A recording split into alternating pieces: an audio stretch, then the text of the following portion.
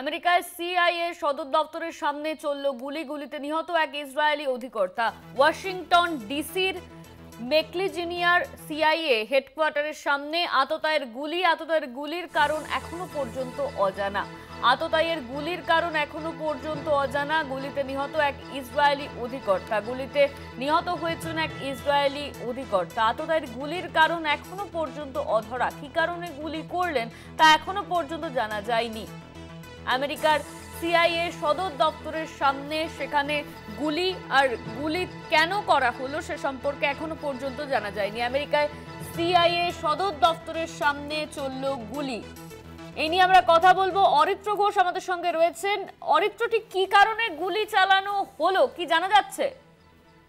দেখো, এখনো পর্যন্ত যেটা খবর পাওয়া যাচ্ছে যে হঠাৎই এই গুলি চালানোর ঘটনা ঘটেছে। কি কারণে এই ঘটনা সেই বিষয়টি এখনো স্পষ্ট নয়।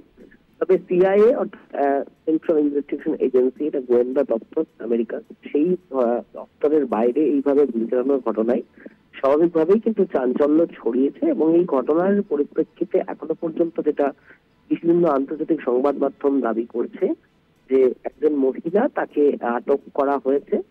কিন্তু কেন সেই এই গুলি চালানো, কি কারণে গুলি চালানোর ঘটনা ঘটলো সেই বিষয়টি এখনো স্পষ্ট নয়। ইতিমধ্যেই সে দেশের প্রশাসনের তরফ থেকে বিষয়টি নিয়ে তদন্ত করা হচ্ছে। তদন্ত করলে বিষয়টি সামনে আসবে।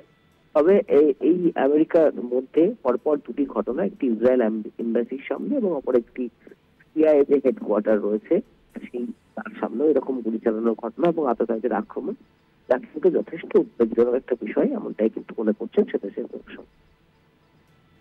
ধন্যবাদ তোমায় অরিত্র। আমাদের সঙ্গে ফোন লাইনে ছিলেন আমাদের প্রতিনিধি অরিত্র ঘোষ। আমেরিকায় সিআইএ সদর দপ্তরের সামনে চলল গুলিতে নিহত এক ইসরায়েলি অধিকর্তা। ওয়াশিংটন ডিসির মেকলিজিনিয়ার সিআইএ হেডকোয়ার্টারের সামনে আততায়ের গুলির কারণ এখনো পর্যন্ত অজানা।